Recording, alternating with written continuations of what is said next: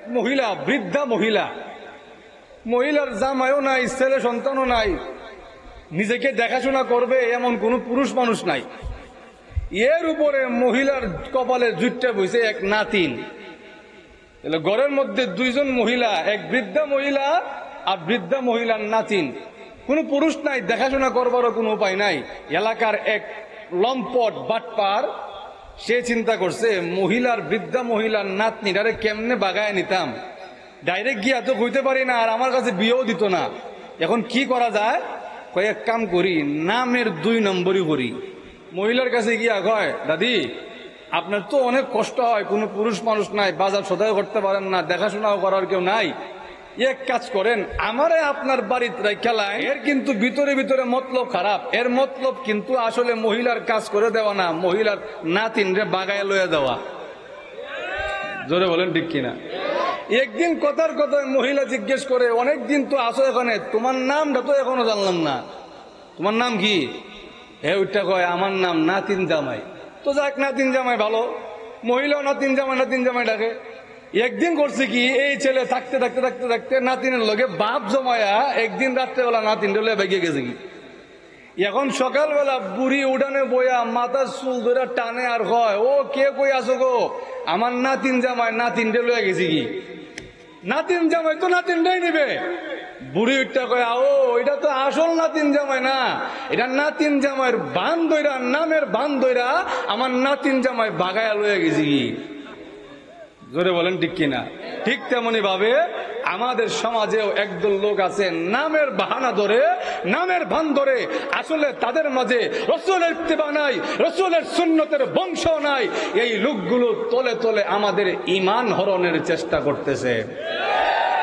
পবিত্র কোরআন শরীফের সূরাতু আলে ইমরান এবং সূরাতুন নিসা, 2 সূরা থেকে 2খানা আয়াতে কারিমা তিলাওয়াত করেছে।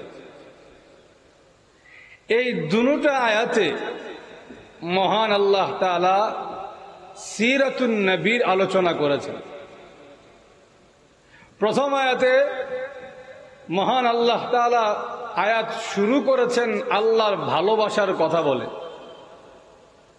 শুরুতেই আল্লাহ বলেন, কুল ইন কুনতুম তুহিব্বুনাল্লাহ, হে রাসূল আপনি বলে দেন, যদি তোমরা আল্লাহকে ভালোবাসার দাবি করো। কারণ পৃথিবীতে এমন মানুষ কম পাওয়া যাবে যে এ কথা বলবে না যে আমি আল্লাহকে ভালোবাসি না। পৃথিবীর প্রত্যেকটা মানুষই দেখবেন তার নিজস্ব যে গড, নিজস্ব যে ঈশ্বর, যে যে ধর্মের অনুসারী হোক না কেন, দেখবেন সে তার ধর্মের যে ঈশ্বর, যে গড, যে খুদা, এই খুদাকে ভালোবাসে। আমার মা বুঝেন কিনা আল্লাহ জানে, বুঝলে কিছু হা না বললেন, তাহলে আমারও বুঝতে সুবিধা আছে, আপনারা বুঝেন কিনা। আর শ্রোতা যারা আছে ওনাদের যদি মনোযোগ না থাকে, তাহলে যিনি এখানে কথা বলবেন উনি যা চিন্তা ভাবনা করে আইসিন কিচ্ছুই মন থাকতো না। আর যদি শ্রোতার মনোযোগ থাকে, তাহলে জীবনে যেই কথা বক্তা চিন্তাও করছে না, আল্লাহ বক্তার মুখ দিয়ে বের করে দিবে। এজন্য আপনারা মনোযোগ দিয়ে শুনবেন তো? সবাই রাজি আছেন তো ইনশাআল্লাহ? দেখেন, আমাদের সমাজের দিকে লক্ষ্য করলে দেখবেন সবাই আল্লাহকে ভালোবাসার দাবি করে। দেখবেন গাঞ্জা টানে, কুলকি টানে, মুস এমন বড় করছে গুতায়া পথ বের করুন লাগে। এমন লোকও দেখবেন যদি জিজ্ঞেস করেন তোমার এই সুরত কেন, সেও বলবে আল্লাহ পাওয়ার জন্য। জোরে বলেন ঠিক কিনা? আমি নিজেও শুনছি এই কথা যে বলছে, এটা আমি বানায় বানায় বলছি এরকম না, আমি নিজ কানে শুনছি। যেমন গাঞ্জা কুলকি টানে, জিজ্ঞেস করছে এই সুরত কেন, এই বান ধরছি আল্লাহ পাওয়ার লাগি। আবার দেখবেন ল্যাংটা বাবা, গায়ে গতরে কোনো কাপড় নাই, বড় মাজার, বড় দরবার খুলে বুঝে, এবারের দরবারেও মুরিদের সংখ্যা কম না। এই লোকেরও যদি জিজ্ঞেস করেন এই অবস্থা কেন, সেও বলবে এই বান ধরছি আল্লাহ পাওয়ার লাগিয়া। ধরে বলেন ঠিক কিনা?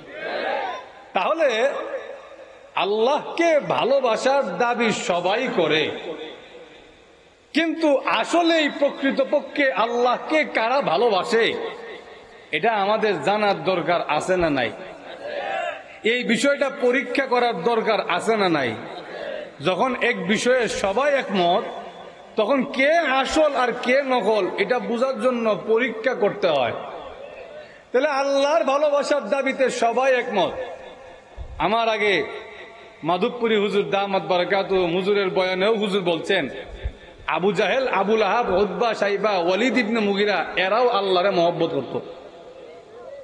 আল্লাহ বুঝাইতে পারি নাই মনে হয়। এরা আল্লাহ বিশ্বাস করত, কাবাঘর বানাইছে। আবু সুফিয়ান রাদিয়াল্লাহু তাআলা যখন ইসলাম ধর্ম গ্রহণ করেন নাই, তখনও তিনি মুসলমান হন নাই। তিনি কাব ইবনে আশরাফ, ইহুদিদের বড় নেতা, কাব ইবনে আশরাফের কাছে গিয়া বলে, মুহাম্মদ এক নতুন ধর্ম নিয়ে আসছে, কি হয় আগা মাথা কিচ্ছু বুঝি না, কিন্তু এতটুকু বুঝি এর কথার দ্বারা বাপ ছেলের থেকে আলাদা হয়, ছেলে বাপ থেকে আলাদা হয়। সমাজের মানুষ বিচ্ছিন্ন হয়ে যাচ্ছে। আর আমাদের দিকে তাকায় দেখেন, আমরা আল্লাহকে ভালোবাসি, আল্লাহর ঘরের মেহমানদারি করি, আল্লাহর ঘরে যেই মেহমানরা আসে এই মেহমানদের খাবার খাওয়াই, আমরা আল্লাহর ঘরে উমরা করি। বলেন তো দেখি এবার কে ভালো, আমরা ভালো না মুহাম্মদ ভালো? ইহুদি কাব ইবনে আশরাফ কয়, তোমাদের বান যে অবস্থা দেখছি এতে বোঝা যায় মুহাম্মদের চাইতে তোমরা বেশি ভালো। নাউজুবিল্লাহ কইতেন না? তাহলে বোঝা যায় কাফেররাও আল্লাহকে ভালোবাসতো, আল্লাহর ঘরকে ভালোবাসতো। মুসলমানরাও দাবি করে আমরা আল্লাহকে ভালোবাসি। এখন সকলেই এক দাবিতে এক। তাহলে কে আসল আর কে নকল এটা বুঝার জন্য পরীক্ষা করার দরকার আছে না নাই? আরো জোরে বলেন। পরীক্ষা করার সিস্টেম কি? আল্লাহ বলেন, ওগো নবীজি, পরীক্ষা করার সিস্টেম আমি আল্লাহ নিজে বলে দেই, আপনি বলে দেন ফাত্তাবিউনি। যদি কেউ আল্লাহকে ভালোবাসার দাবি করে তাহলে তাকে পরীক্ষা দিয়া 5 মার্ক পাইতে হবে। পরীক্ষাটা কি? ফাত্তাবিউনি, আমি রসুলের অনুকরণ করতে হবে। যার ভিতরে রসুলের অনুকরণ নাই, যার ভিতরে রসুলের সিরতের আদর্শ নাই, এই লোক আল্লাহকে ভালোবাসার দাবি করলে এটা দাবি করতে পারবে, আসলে ভণ্ড ছাড়া কিছু হবে না। তাহলে আমরা বুঝলাম আল্লাহকে ভালোবাসতে হলে আমাকে পরীক্ষা দিতে হবে। সেই পরীক্ষা হলো রসুলের অনুকরণ। জোরে বলেন ঠিক কিনা? এখন অনুকরণ কাকে বলে এটা আমাদের বুঝতে হবে।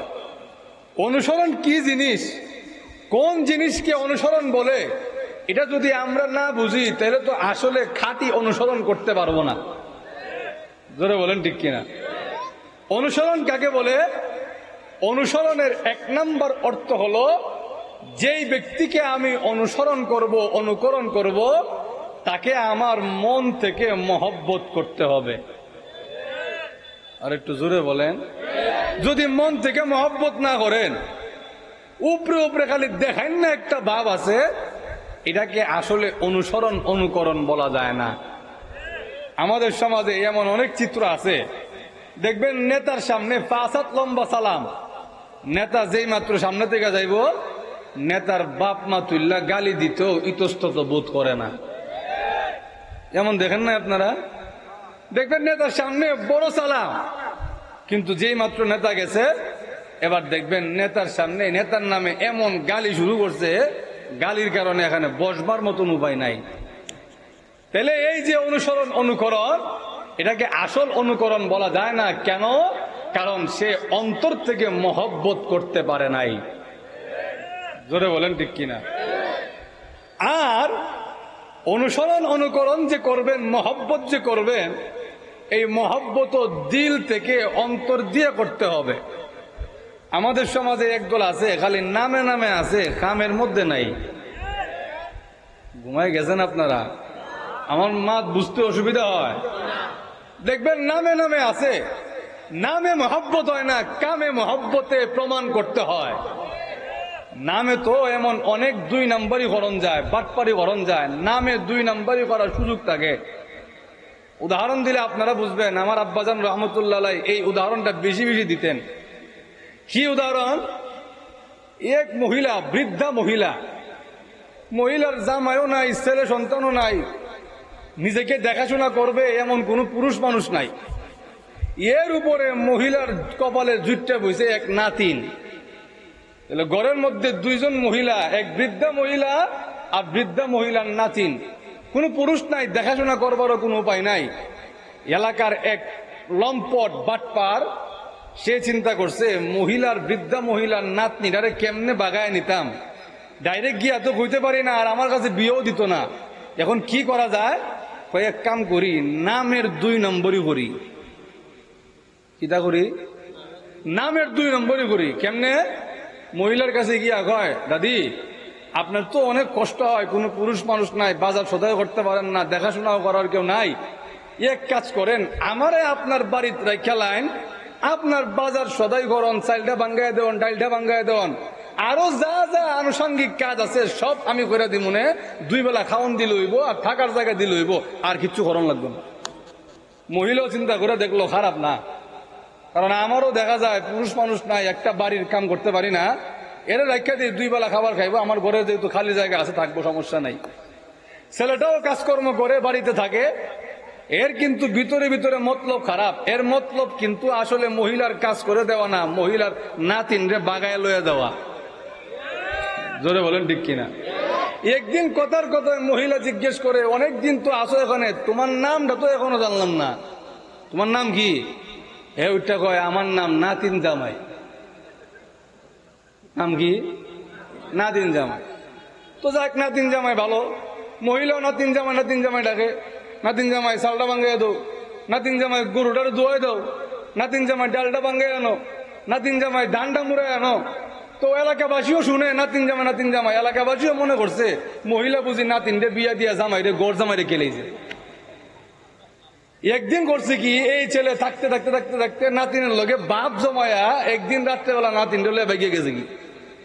এখন সকালবেলা বুড়ি উঠানে বইয়া মাথার চুল ধরে টানে আর হয়, ও কে কই আছো গো? আমার নাতিন জামাই নাতিনরে লয়ে গেছে কি।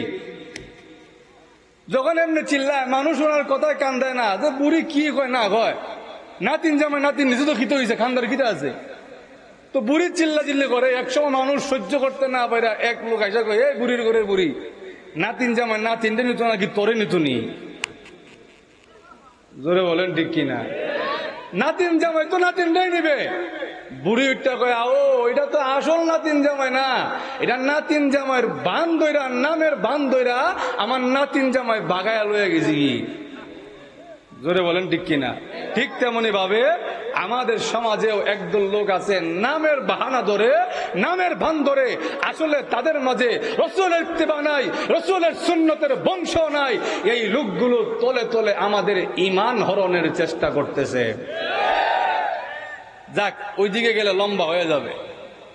আমি যে কথাটা বুঝাইতে চাই, রসুলের অনুসরণ করতে হবে। অনুসরণ করার অর্থ কি? 1 নম্বর অর্থ বলেছি, যাকে অনুসরণ করতে হবে, যাকে অনুসরণ করব, তাকে অন্তর থেকে মহব্বত করতে হবে। জোরে বলেন ঠিক কিনা?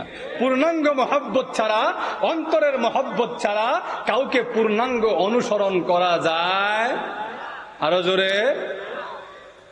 এবার আসেন, মহব্বত কারে করব?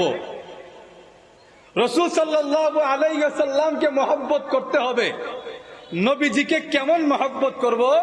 আল্লাহ রসুল বলেন, লা ইউমিনু আহাদুকুম হাত্তা আকুনা আহাব্বা ইলাইহি মিন ওয়ালিদিহি ওয়া ওয়ালাদিহি ওয়ান নাসি আজমাইন। তোমাদের কেউ ততক্ষণ পর্যন্ত ঈমানদার হবে না, মুমিন হবে না, যতক্ষণ না পর্যন্ত আমি রসুলকে তার নিজের চাইতে, তার বাবার চাইতে, তার মায়ের চাইতে, তার সন্তানের চাইতে, নিজের জানের চাইতেও বেশি মহব্বত না করবে।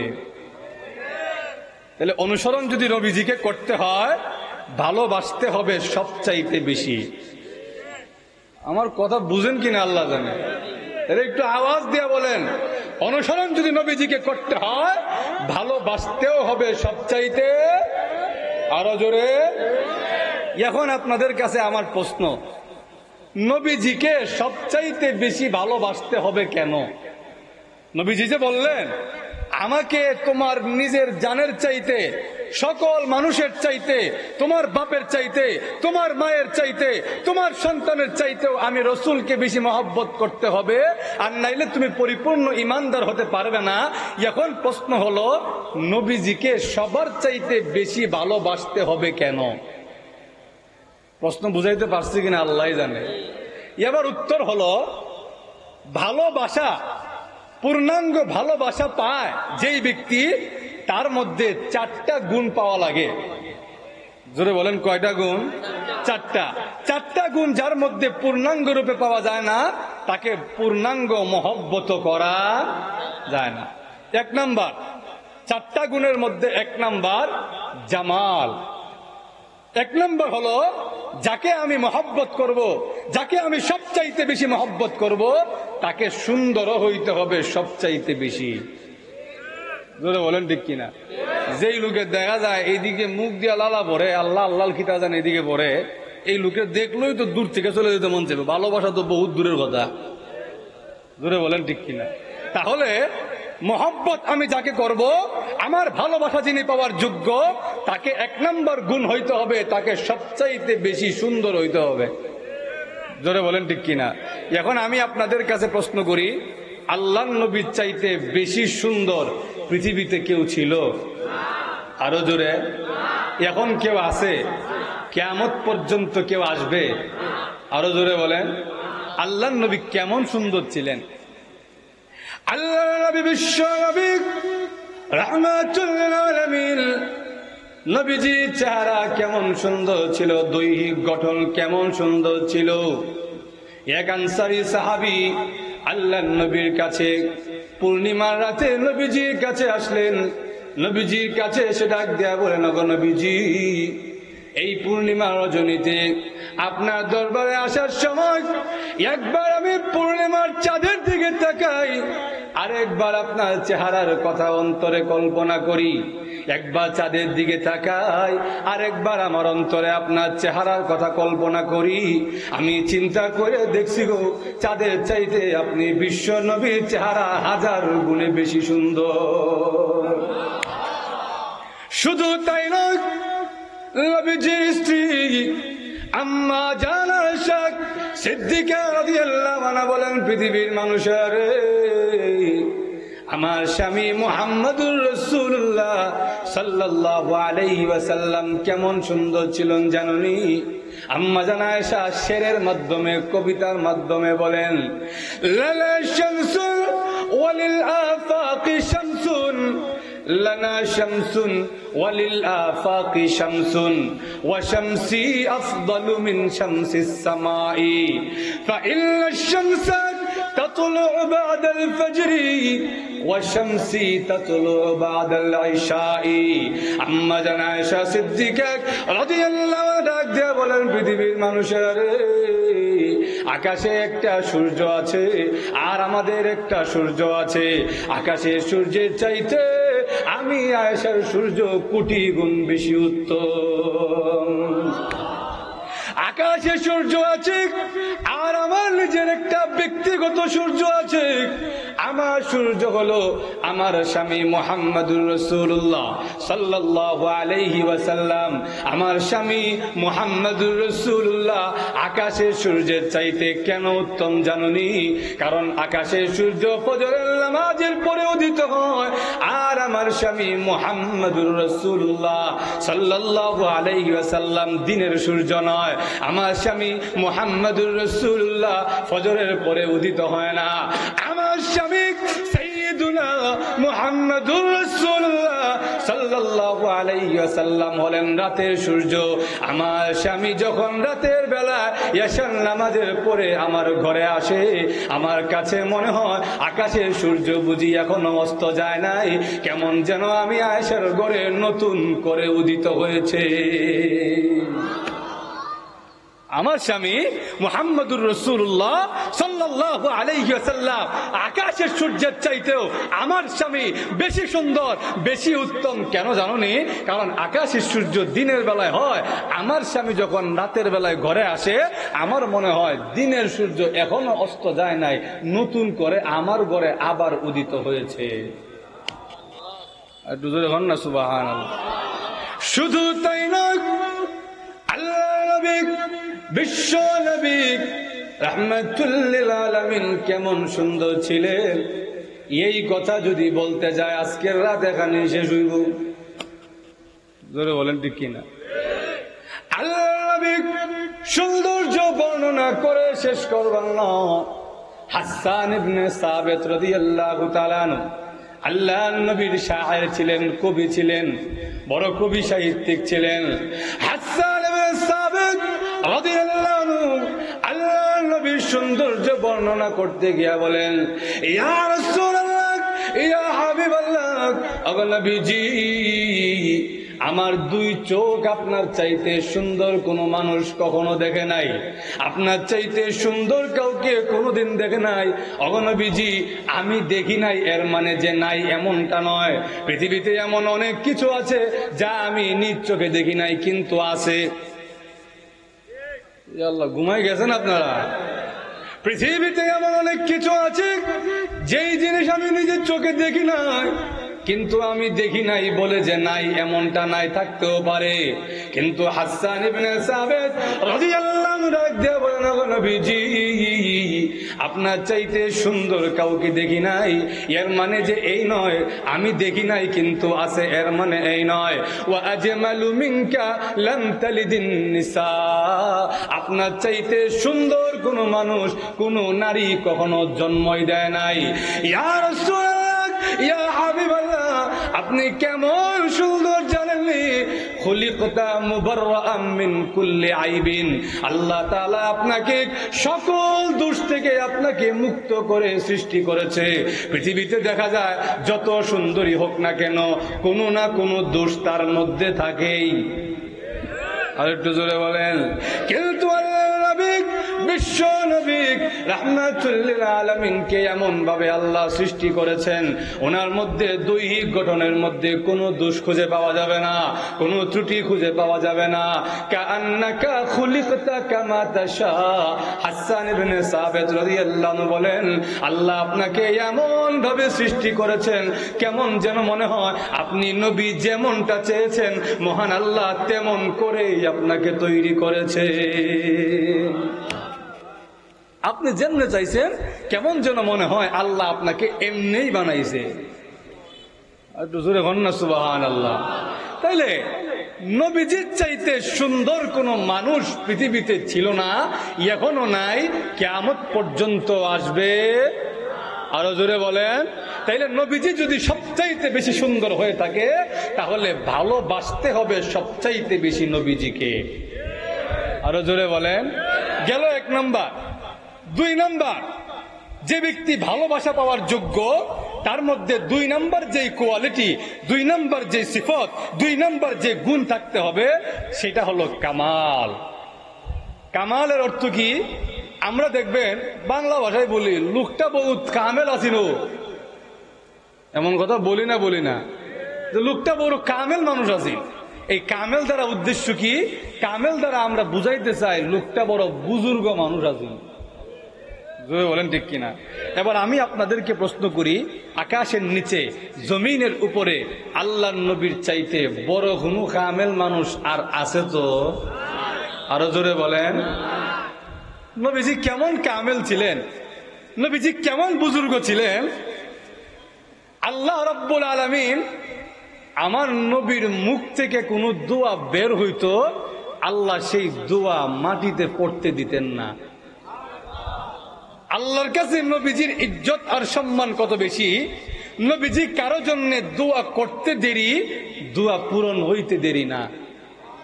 বুঝতে পারেন না? সুবহানাল্লাহ। আর না হলে ওমর ইবনে খাত্তাব রাদিয়াল্লাহু আনহু, ইবনে মাজাতে আসছে, নবীজি দোয়া করছে, আল্লাহুম্মা আইজ্জাল ইসলামা বিউমর ইবনুল খাত্তাব, আল্লাহ আপনি ওমর ইবনে খাত্তাবের দ্বারা ইসলামকে বিজয়ী করে দেন। ওমর ইবনে খাত্তাব রাদিয়াল্লাহু আনহু তখনও মুসলমান হন নাই, নাঙ্গা তলোয়ার নিয়ে নবীজিকে হত্যা করতে আসছিলেন। কিন্তু নবীজির দোয়ার অ্যাকশন এমন, নাঙ্গা তলোয়ার নিয়ে যেই লোক নবীজিকে হত্যা করতে আসে, দোয়ার বরকতে ইতিহাসের শ্রেষ্ঠ সাহাবীদের মধ্যে একজন হয়ে যায়। আর একটু জোরে হন না সুবহানাল্লাহ। হযরত আবু হুরায়রা রাদিয়াল্লাহু তাআলা আনহু, ওনার আম্মা বুখারী শরীফের মধ্যে আসছে, উনি নবীজির কাছে গিয়া বলে, ইয়া রাসূলুল্লাহ, আমার আম্মার কাছ থেকে ছুটটা আপনার দরবারে আসতে আমার বড় কষ্ট হয়। ওখানে আমার আম্মা আপনার বড় গোর বিরোধী, আর আমি কেন আপনার দরবারে আসি, এজন্য আমার বাড়ির জায়গা দিতে চায় না। আপনি একটু দোয়া করে দেন আমার আম্মার জন্য, যেন আমার আম্মাকে আল্লাহ হেদায়াত দেয়া দেয়। নবীজি হাত তুললেন, আল্লাহুম্মা হদি উম্মা আবি হুরায়রা, আল্লাহ আপনি আবু হুরায়রার মাকে হেদায়াত দিয়া দেন। হাদিসের মধ্যে আসছে, আবু হুরায়রা রাদিয়াল্লাহু তাআলা নবীজি দোয়া করতে দেরি হয়েছে, এমনি দেখে মজলিস ফলায় দৌড় দিছে। আরেকজন তার পিছন টান না কয়, কিও তোমার মাল লেগে দোয়া করে, তুমি দৌড় দেখো যাও। তো আমি বাড়ির যাই, আমি আগে যাই না নবীজি দোয়া আগে গিয়া পৌঁছায়। আবু হুরায়রা রাদিয়াল্লাহু তাআলা দরজার কাছে গেছেন, গিয়া ঘরের দরজার মধ্যে যেই মাত্র কড়া নাড়লেন, আওয়াজ দিলেন, দেখলেন ঘরের ভিতর থেকে পানির আওয়াজ শোনা যায়। আবু হুরায়রা রাদিয়াল্লাহু তাআলা বুঝতে পারলেন ওনার আম্মা গোসল করতেছেন, গোসলখানায় আছে। গোসল করে আবু হুরায়রা রাদিয়াল্লাহু তাআলা আম্মা দরজা খুলে দিলেন। অন্যদিন দেখা যায় এমন গালি আরম্ভ করে, হিরে পাগলের ঘরে পাগল, কোন পাগলের দরবারে গেছলি। কিন্তু আজকে দেখা যায় আর গালি গালাজও নাই, মুখের মধ্যে বিরক্তির কোনো ছাপও নাই। আজকে দেখা যায় জাদুমণি, সোনামণি, টুনটুমণি ডাইকা ডাইকা কয়, আবু হুরায়রা সকাল থেকে এই পর্যন্ত কোথায় ছিলে? আবু হুরায়রা কয়, মুখের ভাষা শুনে বোঝা যায় আমার আগে নবীজির দোয়া হিসাব উঠছে গেছে কি। আবু হুরায়রা বলেন, আম্মা নবীজির দরবারে গেছিলাম, নবীজির দরবার থেকে এই মাত্র আসলাম। আবু হুরায়রা আম্মা কয়, তুই যে প্রতিদিন মুহাম্মদ সাল্লাল্লাহু আলাইহি সাল্লামের দরবারে যাস, একদিন আমারে নিয়ে যাস না, দেখি মুহাম্মদের দরবারে কি আছে। আবু হুরায়রা কয়, আপনার মুখের ভাষা যে নরম হয়েছে, এটা এমনি হয়েছে না, নবীজির দোয়ার কারণে হয়েছে। সুবহানাল্লাহ। আম্মা চলেন আজকে আপনারে নিয়ে যাই, নবীজি আছে, চলেন নবীজির দরবারে আপনাকে নিয়ে যাই। নবীজির দরবারে নিয়ে গেছে। নবীজির চেহারার দিকে তাকাইয়া আবু হুরায়রার আম্মা চোখের পানি ছেড়ে কান্দা আরম্ভ করছে। হুজুর, আপনার নামে অনেক বেয়াদবি করছি গো, আপনার নামে অনেক কুৎসা রটিয়েছি, এমন কোন বেয়াদবি নাই যেই বেয়াদবি আপনার সামনে করি নাই। কিন্তু আজকে আপনার চেহারার দিকে তাকাইয়া আমার কলবের অবস্থা পরিবর্তন হয়ে গেছে। এত সুন্দর চেহারার মানুষ কোনোদিন পাগল হইতে পারে না, এত সুন্দর চেহারার মানুষ কোনোদিন খারাপ মানুষ হইতে পারে না, কোনোদিন মিথ্যুক হইতে পারে না, কোনোদিন আত্মীয়তার সম্পর্ক ছিন্নকারী হইতে পারে না। আমার বিশ্বাস হয়ে গেছে আপনি আল্লাহর পয়গম্বর, কোনো সন্দেহ নাই। আমি আর একটা মুহূর্ত দেরি করতে চাই না, এই মুহূর্তে হাত বাড়ায়া দিলাম, এই মুহূর্তে আমাকে কালিমা পড়ায়া মুসলমান বানায়া দেন।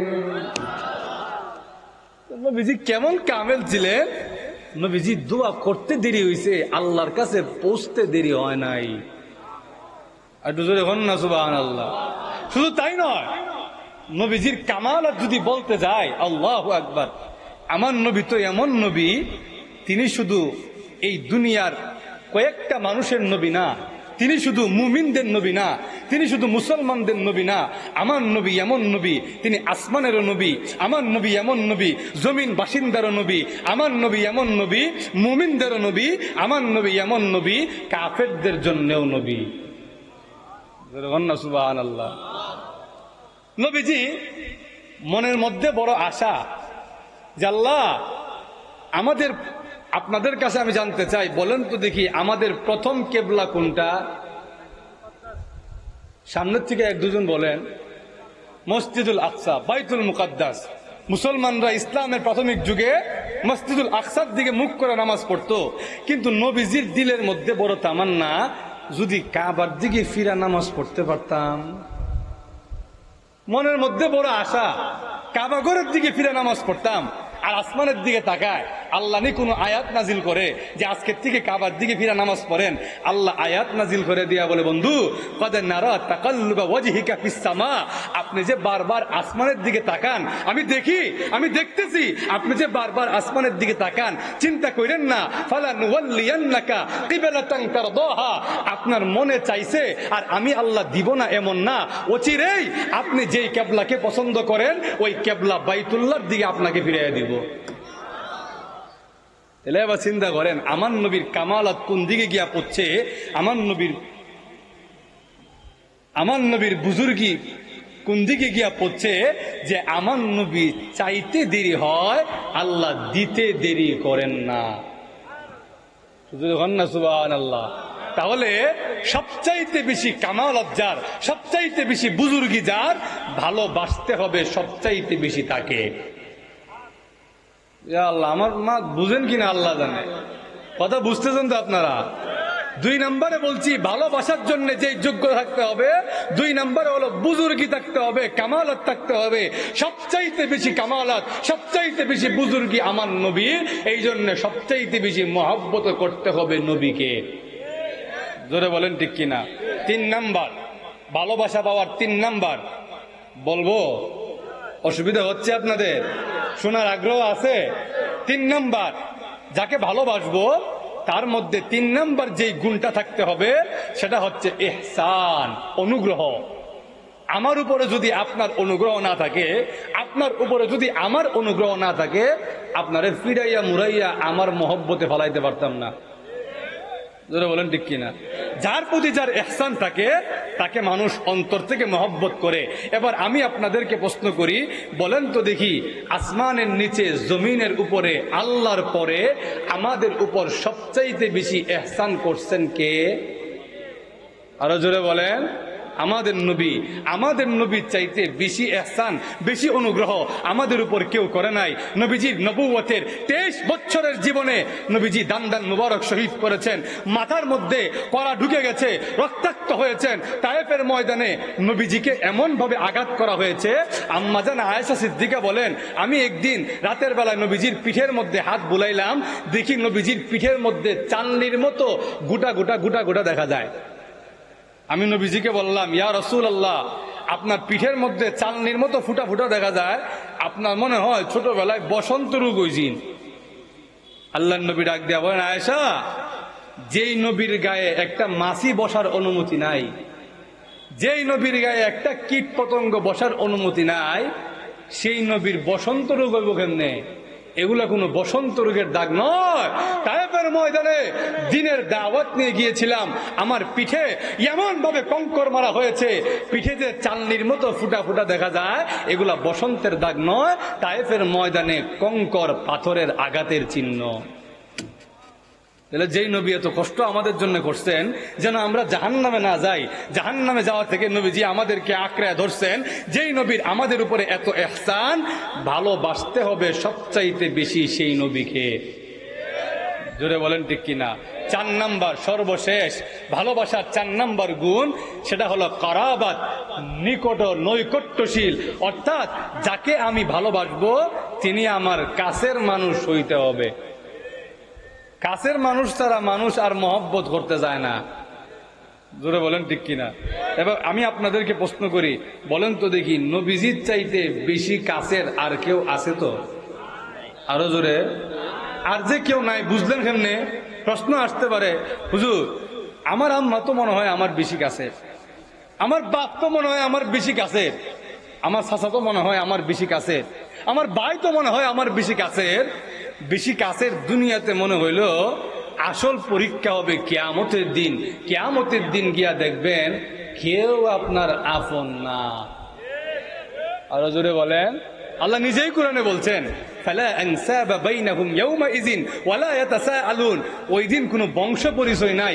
গিয়া যদি বলেন, কিও ভাই তুমি না চৌধুরী বংশের, আমি না চৌধুরী বংশের, আয়ো আজকে একসাথে 8টা মিলাই, কইব বংশ গীতা ইতা বোঝার টাইম এখন আমার নাই। জোরে বলেন ঠিক কিনা? ওয়ালা ইয়াতাসাআলুন। একজন আরেকজনকে ভালো মন্দ জিজ্ঞেস করবে না। দুনিয়ায় দেখা হইলে সিনিয়র না চিনি, ভাই সাহেব কেমন আছেন, বাড়ির সবাই কেমন আছে, জিজ্ঞেস করি কিয়ামতের দিন দেখা হবে ঠিকই, একজন আরেকজনের সঙ্গে কথা হবে না। জোরে বলেন ঠিক কিনা? ওই দিন বুঝতে পারবেন আসলে দুনিয়াতে যাদেরকে আপন দেখছি একজনও আপন না। আরো জোরে বলেন। কিন্তু ওই দিন একজন মানুষকে দেখতে পাবেন, একজন মানুষকে ব্যতিক্রম দেখতে পারবেন, যিনি সেজদায় পড়ে উম্মতি উম্মতি বলে কাঁদতে থাকবেন। তিনি আর কেউ নন, আমার আপনার নবী মুহাম্মদুর রাসূলুল্লাহ সাল্লাল্লাহু আলাইহি ওয়াসাল্লাম। যেই নবী আমার আর আপনাকে অসহায় অবস্থায় রেখে জান্নাতের দিকে যাবে না, ওই নবী আমার আপনার সবচাইতে বেশি কাছের। যেহেতু নবীজি আমার সবচাইতে বেশি কাছের, ভালোবাসতে হবে সবচাইতে বেশি নবীজিকে। জোরে বলেন ঠিক কিনা? এবার আমি আপনাদেরকে বলি, ভালোবাসার 4টা গুণের কথা বললাম। জামাল, কামাল, ইহসান, কারাবাত, সবচাইতে বেশি সুন্দর, সবচাইতে বড় বুজুর্গ, সবচাইতে বড় অনুগ্রহ, সবচাইতে বেশি কাছের মানুষ, এই 4টা গুণের 4টাই আমার নবীর মধ্যে পাওয়া যায়। সুতরাং সবচাইতে বেশি ভালোবাসতে হবে আমার নবীকে। আরো জোরে আওয়াজ দেয়া বলেন। নবীকে ভালোবাসতে রাজি আছি তো আমরা ইনশাল্লাহ? কে কে রাজি আছেন একটু হাত তুলে দেখান।